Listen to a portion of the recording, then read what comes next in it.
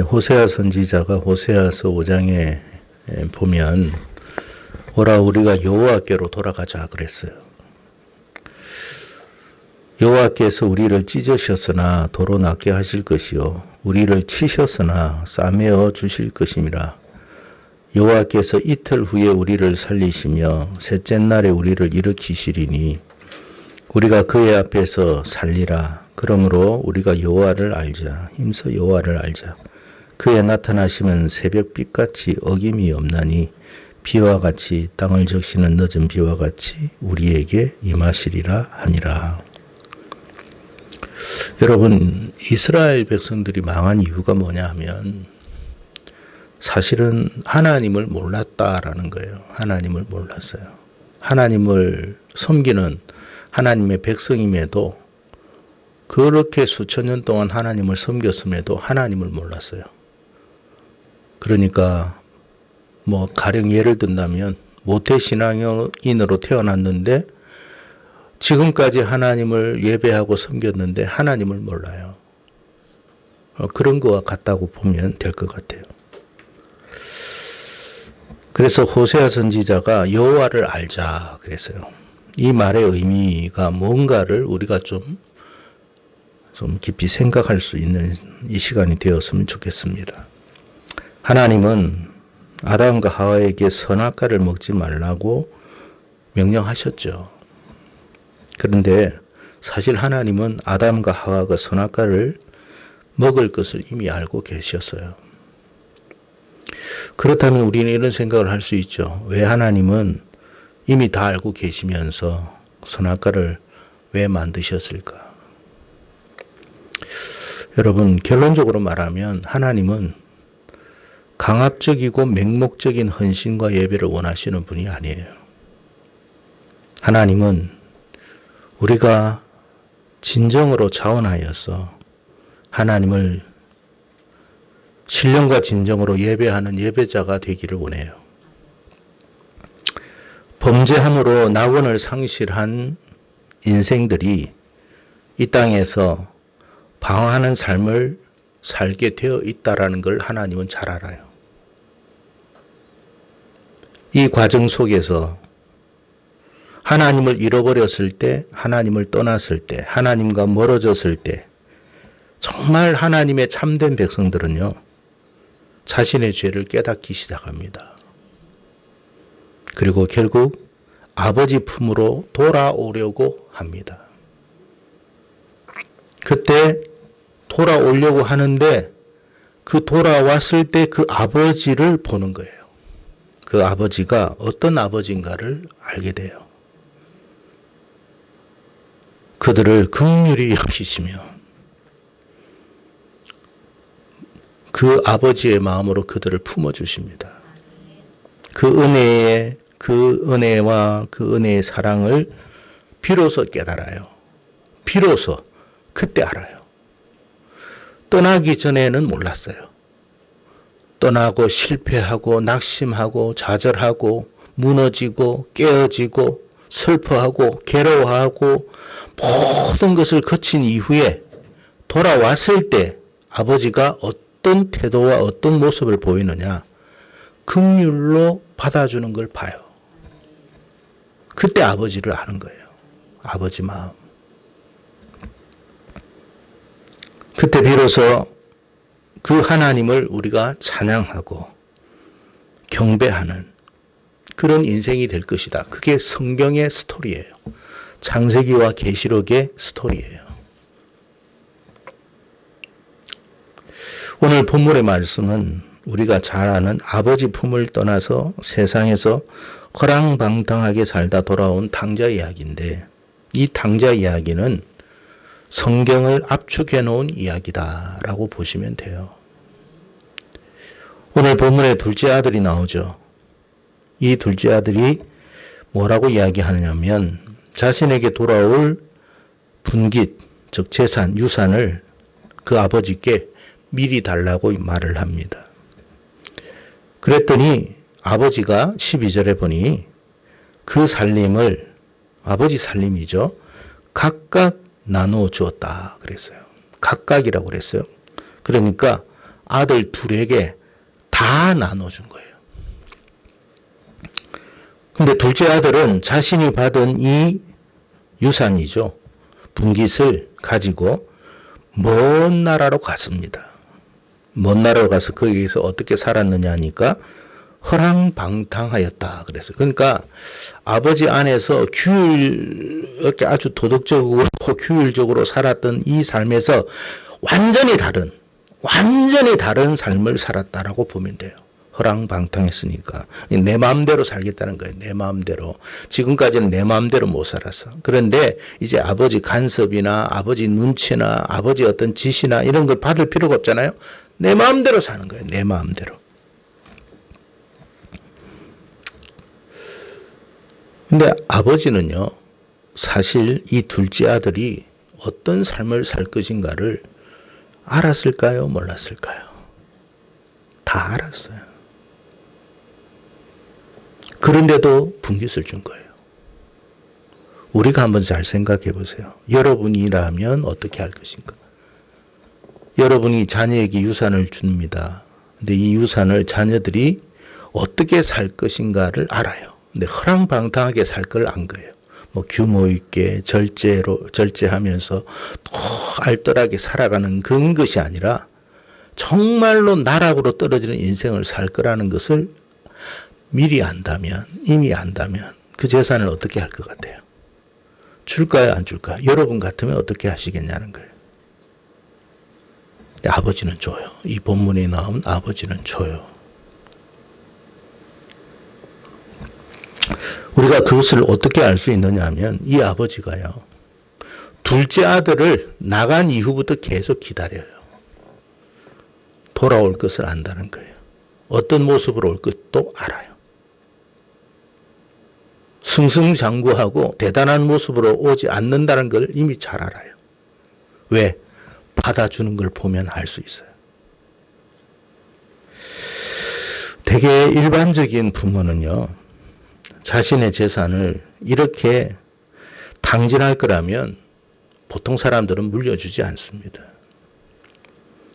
자, 여기서 우리는 하나님 아버지의 마음을 알아야 돼요. 하나님이 정말 소중하게 생각한 게 뭔가? 하나님은 재산이 아니에요. 그 아들이에요. 오늘 본문에 등장하는 이 아버지는 둘째 아들의 요구를 받아주죠. 우리가 앞서 언급했듯이 하나님은요, 인류의 조상 아담과 하와가 하나님을 배반하고 타락할 것을 이미 알고 계셨어요. 선악과를 따먹고 범죄할 것을 다 하셨어요. 그럼에도 하나님께서 선악과를 만드시고 또 인생들에게 먹지 말라고 하신 이유는 뭐냐면 모든 인생들이 하나님의 진정 참된 마음을 깨닫게 해주기 위해서 그런 거예요. 만약 선악과를 만들지 않았다고 생각해 보세요. 그럼 타락할 일도 없겠죠. 그러면 그 낙원에서 그 인생들이 하나님을 나름 찬양하고 예배하지만 왜 찬양하는지를 몰라요. 왜 찬양하는지를. 왜 예배 드려야 되지? 그냥 형식적인 거예요. 습관적인 거예요. 감동도 없어요. 기쁨도 없어요. 감사도 없어요. 그냥 예배 드리는 거예요. 자, 잘 생각해 보세요. 지금 여러분의 예배의 모습은 어떻습니까? 감동이 있고, 감격이 있고, 감사가 있고, 정말 하나님 앞에 이렇게 예배 드리는 것 자체가 너무나 큰 기쁨으로 여겨오고 있는지, 아니면 아무런 감흥도 없고 감동도 없고 그냥 습관적으로 앉아 있는지. 하나님은 인류를 로봇과 같은 존재로 그런 하나님을 예배하는 자로 만들기를 원하지 않아요. 얼마든지 할 수 있죠, 하나님은. 로봇처럼. 근데 여러분, 그 진성성이 없는 예배를 하나님이 기뻐하시겠느냐? 형식적이고 기계적인 예배를 하나님이 좋아하실까? 전혀 좋아하지 않아요. 와 앉아 있긴 있는데 그냥 앉아 있는 것뿐이에요. 그 모습을 보는 하나님이 무슨 기쁨이 있겠어요? 다시 본문으로 돌아와서 당자가 아버지를 떠나서 먼 세상으로 갑니다. 그리고 그곳에서 마음껏 삽니다. 자기 생각대로, 욕심대로, 정욕대로 허랑방탕하게 살았다고 했으니까 자기가 하고 싶은 일들을 다 하면서 살았어요. 진정한 자유요, 진정한 인생의 삶이라고 생각했겠죠. 그런데 성경이 오늘 우리에게 주는 교훈은 뭐냐면 그런 삶의 끝이 뭔가를 우리에게 말씀해요. 그 삶의 끝이 뭘까? 그 무엇인가를 철저히 경험하고 깨닫게 하십니다. 그러니까 아버지는요, 이 자녀가 세상에 가서 먼 나라로 갈 것도 알고 허랑방탕하게 살 것도 알고 자기 마음대로 살 것도 아는데 그 마지막이 어떻게 될 걸 알아요. 여러분, 우리가 하나님을 떠나고 내 마음대로 살면 처음에는 좋겠죠. 근데요, 그 끝은 비참하고 비극적입니다. 예외가 없어요.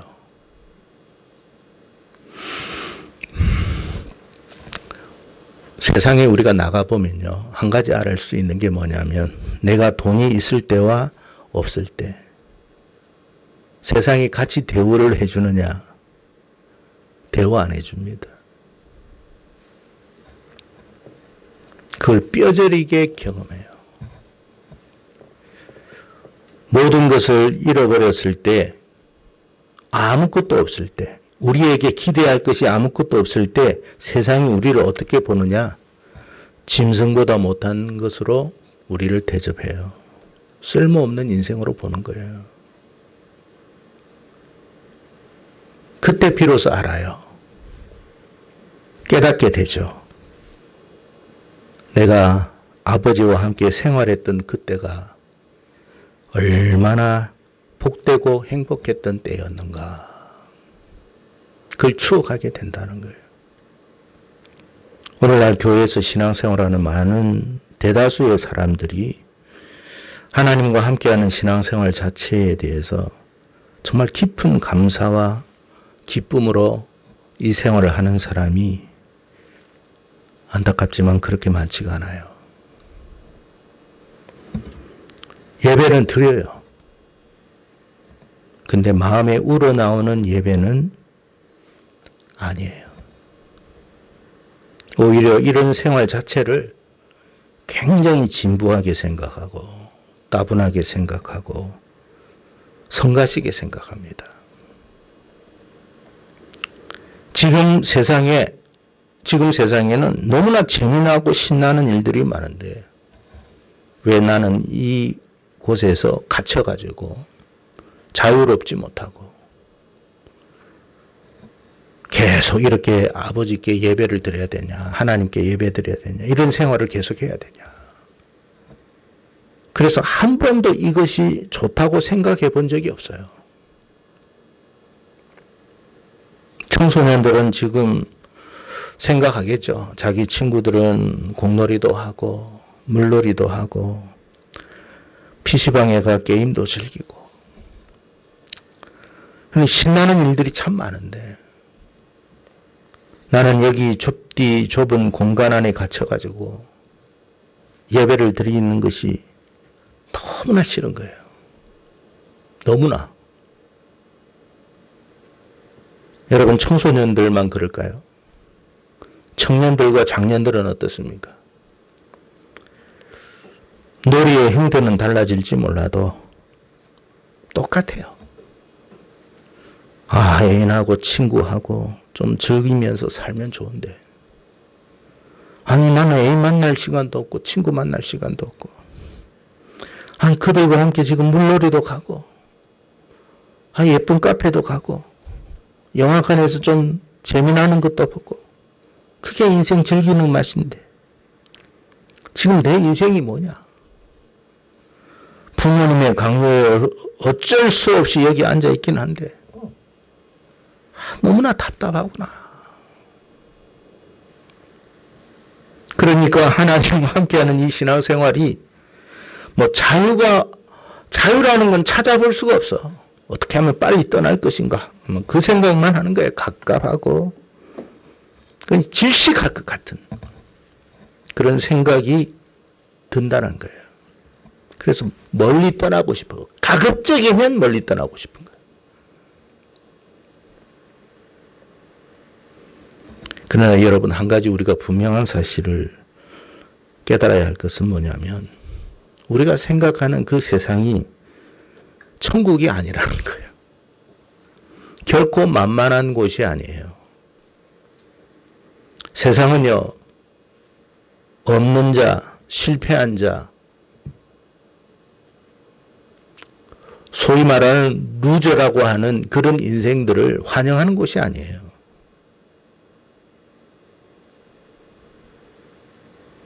세상은요, 그런 사람들에게 은혜를 베풀고 사랑을 베푸는 것이 결코 아니에요.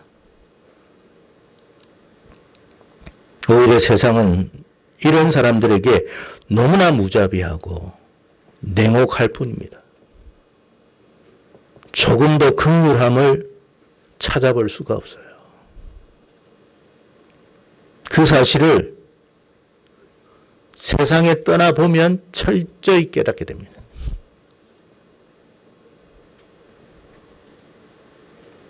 자기 친구, 믿었던 친구, 사랑했던 애인한테 배신당하고 짓밟혀 봐야 돼요.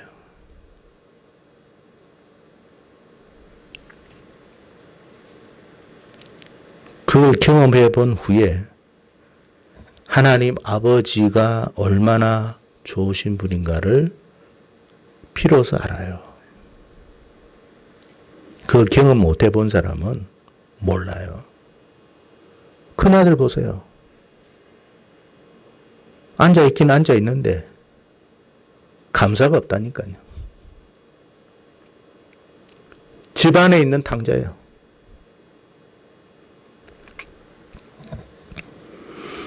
하나님 아버지가 얼마나 아버지 품이 따사로운지, 풍요로운지, 평안한지, 그것을 여러분 세상에 나가서 실패해 보니까 비로소 깨닫게 되더라. 그래서 이제 어떻게 돼요? 마침내 그 아버지 품으로 돌아오려고 한다.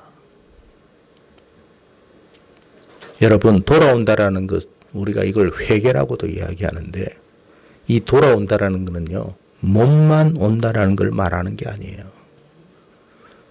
마음이 돌아와야 되는 거예요. 몸과 마음이 돌아와야 돼요. 그게 돌아오는 거예요. 그게 회개예요.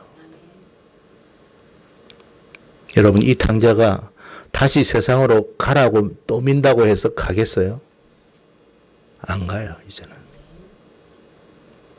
안 가요. 당신 이제 교회 나오지 마세요 해도 이 사람은요, 그래도 나온다니까요.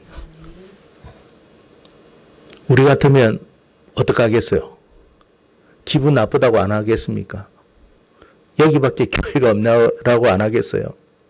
나를 뭘로 알고 그런 소리 하느냐 말하지 않겠습니까? 당신 우리 교회 오지 마세요. 그냥 가세요. 당신 마음대로 사세요. 이 사람은요, 자존심도 없는 사람처럼 다시 돌아옵니다. 안 떠나요. 그게 회개예요.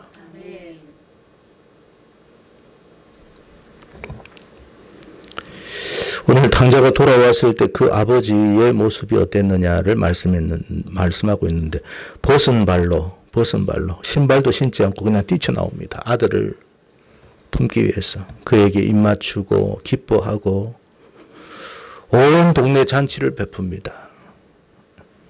여러분, 탕자된 인생이 진실된 마음으로 돌아왔을 때 천국은 어떻게 되느냐? 잔치가 열리고, 그때 이 탕자가 어떻게 되느냐? 진짜 회복이 되는 거예요. 우리가 회복되고 싶어 하는 마음이 있잖아요.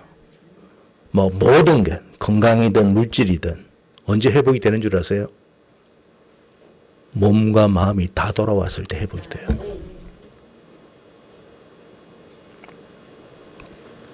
하나님이 회복시켜줘요.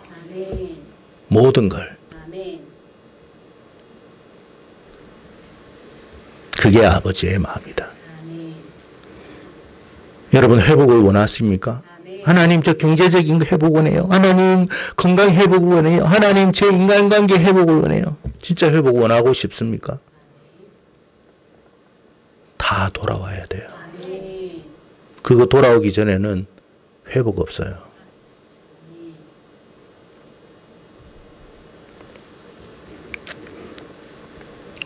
그래서 호세아가 하나님 아버지를 여호와를 힘써 알자 그랬던 거예요. 이틀이면 어떻게 된다고요? 일어날 것이고 3일이면 걸어날 것이다. 이틀 후에 우리를 살리고 셋째 날에 우리를 일으키실 것이다.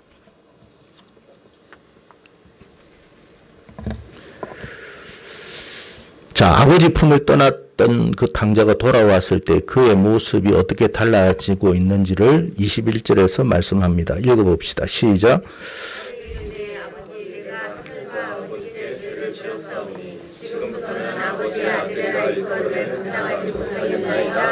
예, 회개라는 건요, 몸만 돌아온 게 아니에요. 마음까지 돌아온 거예요. 나는 아버지 아들이라 부를 만한 사람도 안 됩니다. 난 죄인입니다. 그냥 품삯을 받는 품꾼처럼 저를 써주십시오. 그게 진짜 낮아짐이에요. 우리가 철저히 깨어지고 낮아지고 하나님 앞에 엎드릴 때 하나님이 우리를 어떻게 하시는지 말씀하시는 거예요. 무슨 말이냐 하면서 말씀하시는 거예요. 22절, 23절입니다. 24절 읽겠습니다. 22절부터 24절 시작. 아버지는 종들에게 이르되 제일 좋은 옷을 그리고 살찐 송아지를 잡아다 우리가 먹고 즐기자. 이 내 아들은 죽었다가 다시 살아났으며 내가 잃었다가 다시 얻었네. 예. 종들에게 뭐라고 이야기하면 제일 좋은 것으로 주라. 제일 좋은 것. 아버지가 얼마나 기뻤으면. 그리고 이 당자가 자기가 얼마나 하나님 아버지 앞에 부족한 인생인가를 깨닫고 무릎 꿇었을 때 그 아버지의 태도와 반응이 어떻는가를 보게 되는 거예요. 그걸 우리가 경험해야 돼요. 나 같은 인생을 이렇게 사랑하시나. 그래서 요한은 이처럼 사랑하신다. 그래서 이처럼을 여러분 깨달았습니까? 그는 내가 죄인이라는 걸 깨달을 때 하나님의 사랑이 느껴지는 거예요.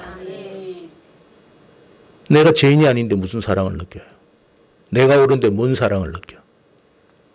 내가 완벽한데 무슨 사랑을 느껴요?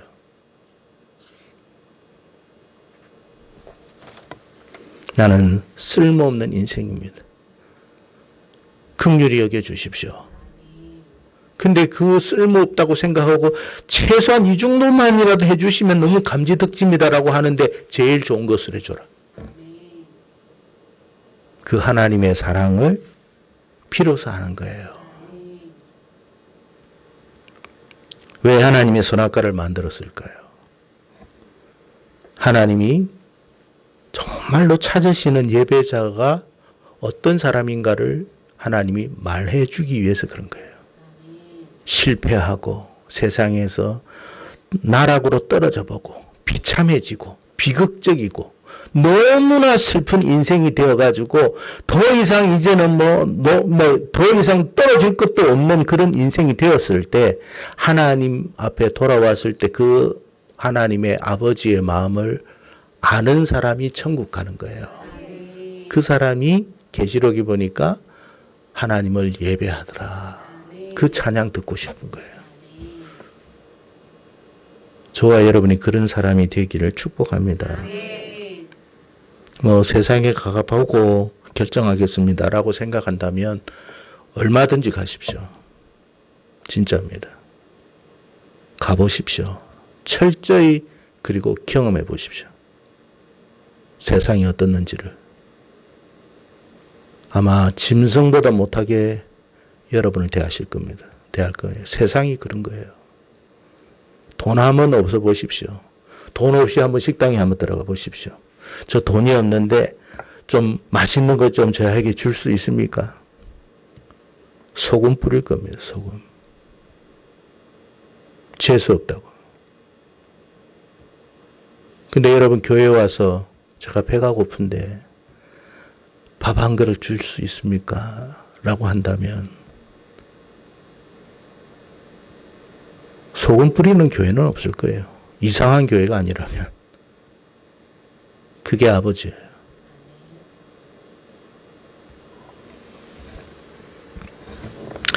자, 그런데 오늘 본문에 또 다른 아들이 있죠. 바로 큰 아들입니다. 그 역시 아버지로부터 재산을 이미 물려받았다고 되어 있습니다. 그는 그 모든 것이 이제 자신의 것이라고 생각을 했어요. 그런데 느닷없이 누가 돌아왔어요? 둘째 아들이 돌아온 거예요. 모든 것이 자신의 것이라고 생각했는데 살찐 송아지를 잡고 잔치를 하는 거예요. 큰아들은 생각을 합니다. 아니 왜 내 자산을 가지고 세상에서 저렇게 허랑방탕하게 살다가 돌아온 둘째 아들에게 이 같은 잔치를 베풀지. 너무나 속상한 거예요. 너무나. 우리가 여러분 교회에 있으면서 세상에 실패하고 돌아온 사람이 있을 때 마치 그 사람이 내 자리를 꿰차고 있지는 않을까, 꿰차지는 않을까 그런 생각을 한다면 당신은 집안에 있는 탕자예요. 뭐 저 사람이 나 대신에 찬양을 한다고? 저 사람이 나 대신에 피아노를 친다고? 무슨 소리야? 그건 내 자리인데. 신령과 진정으로 찬양하지도 않으면서 감사함으로 찬양하거나 피아노 치거나 예배하지도 않으면서 이제는 세상에서 실패하여 이제는 정말 하나님을 찬양하고 싶어서 이 자리에 섰을 때 그 자리를 내가 빼앗긴다고? 무슨 소리야. 그 자리를 주면 안 되지. 내 자리인데. 왜 내 걸 지가 갖고 가?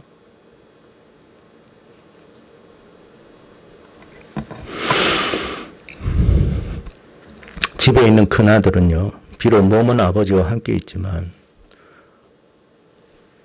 아버지 곁에서 신앙생활을 하는 이유는 딱 한 가지밖에 없어요. 오로지 축복이에요. 축복. 아버지 마음이 뭔지 헤아리 보지도 않아요. 아버지가 둘째 아들이 정말 돌아왔을 때 기뻐하고 즐거워하고 행복해하는 그 아버지를 너무 아버지의 그 마음은 너무나 다행스럽다. 하나님이 얼마나 좋아하실까. 우리 아버지가 저렇게 기뻐하는 모습 처음 봤네. 난 너무 행복해. 이게 아니에요. 그러니까 여러분 외부에서 정말 와도 불편한 거야. 혹시나 내 자리가. 그밖에 하늘의 축복밖에 생각을 안 한 거예요. 아버지의 마음을 생각하는 게 아니고 그냥 축복이에요. 축복.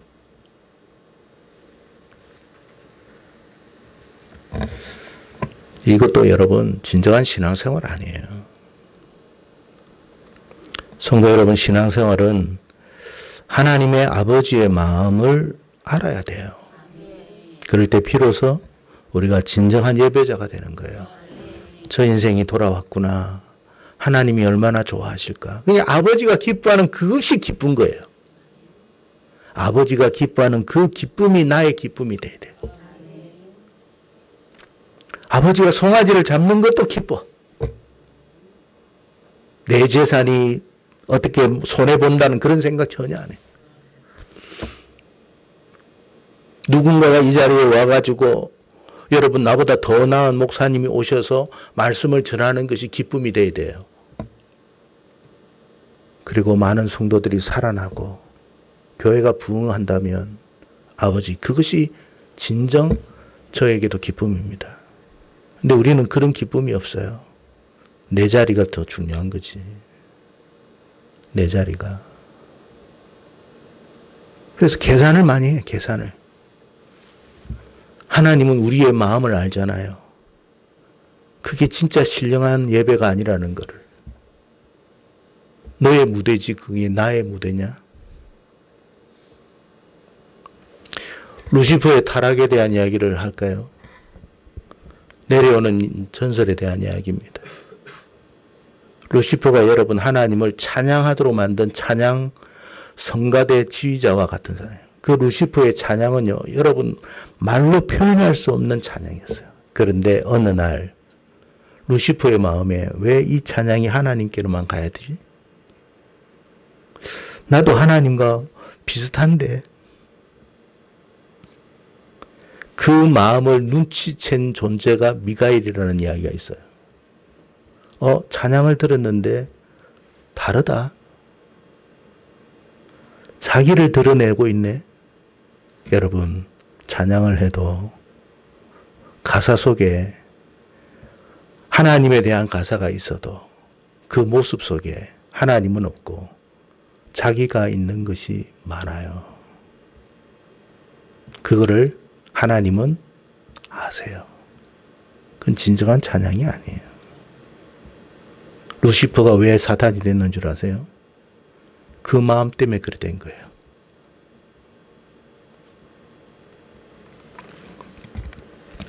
하나님은 신령과 진정한 예배자를 찾는 거예요. 가정하고 위선적인 예배를 찾는 게 아니에요. 그래서 우리가 최악의 상황으로 한번 내몰릴 필요도 있는 거예요. 여러분 세상에서 살아가면서 왜 실패하고 이래저래 터지는 줄 아세요? 그것은 하나님이 어떤 분인가를 깨닫게 하기 위해서 하나님이 주시는 아름다운 조치예요. 남편을 만나봐도, 아내를 만나봐도, 부모를 만나봐도, 자식을 만나봐도, 친구를 만나봐도, 직장 생활을 해봐도 하나님보다 더 좋은 분은 없구나. 그걸 깨달아야 돼요. 그런 저와 여러분이 되기를 축복합니다.